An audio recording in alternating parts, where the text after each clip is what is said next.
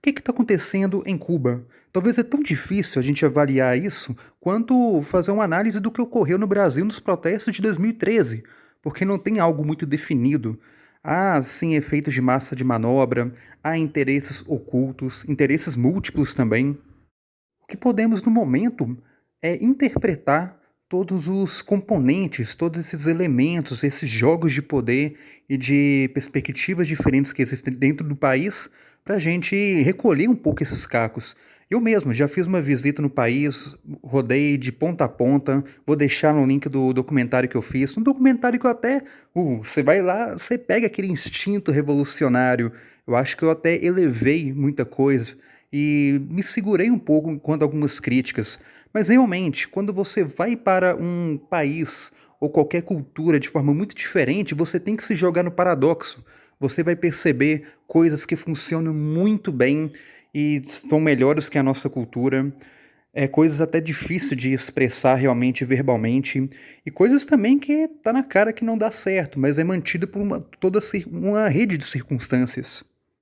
Para entender Cuba, a gente tem que analisar os processos que passou o país também, porque o período revolucionário ou ditatorial, chame como for, não é uniforme. Você tem anteriormente um país que recebia até muitos benefícios dos americanos, porque era como se fosse o quintal deles, mas também um povo muito pobre, trabalhador, que pagava por isso e não recebia tanto esse benefício.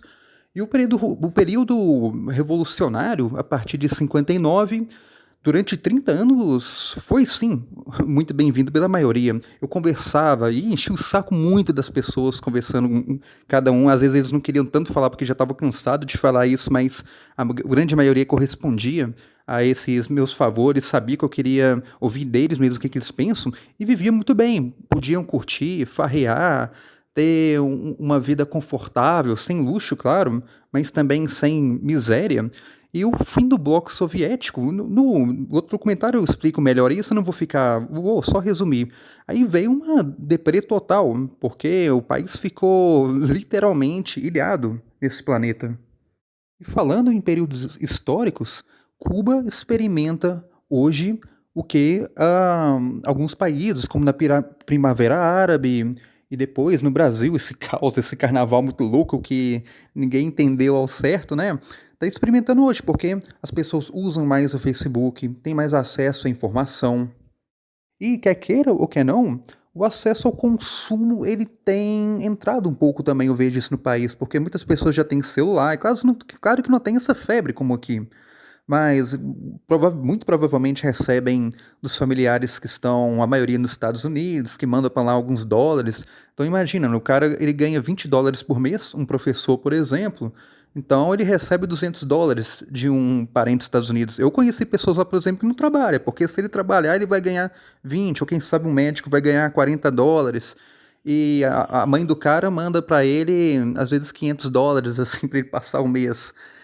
E é claro que assim, o cubano ele recebe aquela canasta, que é a cesta básica semanal. No Velho Havana, por exemplo, que é um lugar muito povoado, em praticamente cada quarteirão tem uma casinha lá do governo e tal, mas já não é tão boa quanto antigamente. Cuba vem passando por um processo onde o turismo vem ajudando muito, vem sendo a salvação, mas agora nessa pandemia que muitas coisas vêm escancarar. Eu venho perguntando até no canal, para meus amigos, na política também, gente, sempre esses períodos que o mundo passa por estas dificuldades financeiras, a gente percebe aquilo que realmente precisa ser olhado, a raiz de tudo, que as revoluções acontecem. E eu não estou vendo nada, um clima muito mórbido no mundo, todo mundo batendo na mesma tecla, e parece que é em Cuba, né, que realmente está sendo sacudido. Eu traduziria nesse momento essa foto por que um camarada que trabalhava no hostel em Havana me falou: olha, eu, eu seguiria optando pelo socialismo, mas eu gostaria de optar e de eleger quem irá governar. Então é interessante porque o cubano, eles são reprimidos pelo governo, tem repressão, claro, todo governo de certa forma, né? Mas a maioria ele tem sim o instinto socialista, mas não é também politiqueiro, não é necessariamente um fidelista, chequevarista. Liberais existem também, gente que é a favor do capitalismo, mas muito pouco. A maioria não é ideologizada. E não quer ser obrigado a estampar a todo momento foto dos seus heróis. É muito comum você andar lá, ver muita gente muito crítica com bandeira dos Estados Unidos na camisa, frases escritas assim, eu não tenho heróis, só pra questionar tudo isso mesmo. Esse camarada mesmo, ele ganhava US$ 40 por mês para trabalhar numa coisa que ele amava, que era ser câmera, né, de cinema. E trabalhava no top mesmo de Cuba. Mas como no rosto ele ganha 80, né? Então Cuba vem passando por uns processos. Já aceita agora uma certa acumulação de fortuna, por exemplo, esportistas, atletas que podem trazer sua renda para o país. Teve um plebiscito muito grande também no país recentemente, depois de décadas, né? Onde você reconhece também a propriedade privada. Então as pessoas, que queiram ou que não, elas estão preferindo muitas vezes trabalhar no privado.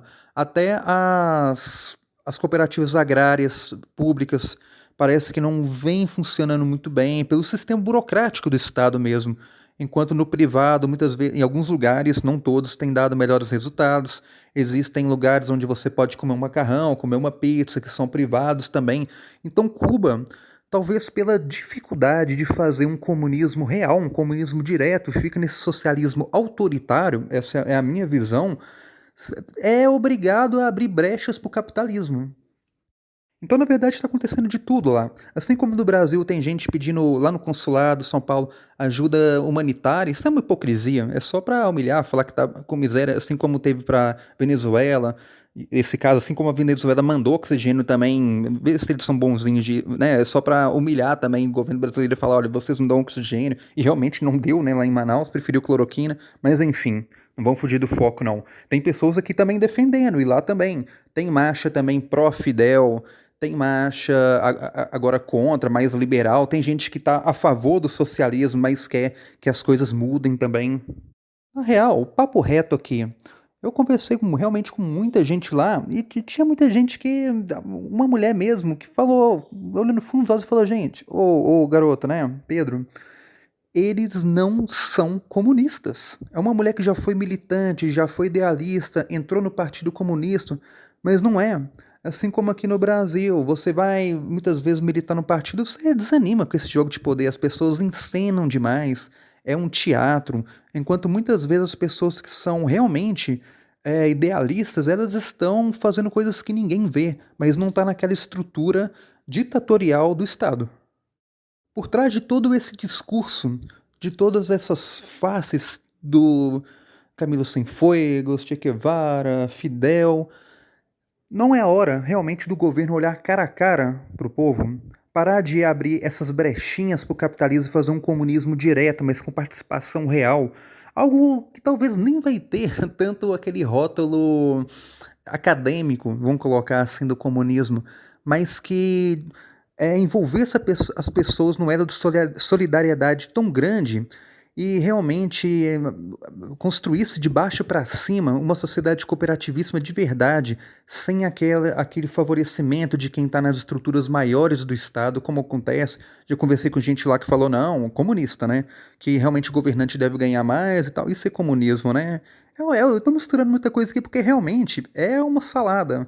Você vai conversar com um cubano, você vê essa realidade múltipla mesmo, que é abafada.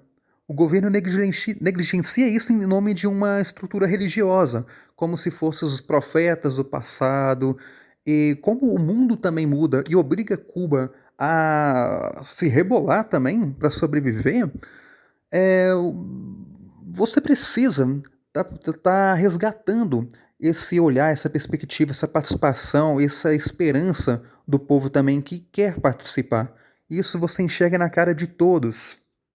Mas não, não, não, não. É muito mais confortável para quem está lá em cima manter a pirâmide. E quem está lá mais ou menos quase no topo também está melhor do que quem está lá embaixo. Revolução de verdade não é só a divisão do pão, e Cuba ainda não avançou tanto nisso nesses últimos 30 anos, né? Depois que teve a queda do bloco e tudo mais. Mas é também a participação do poder, a sociedade de baixo para cima, que tem que ser erguida e através do povo. Não vai vir de cima. Governante nenhum cubano vai fazer isso.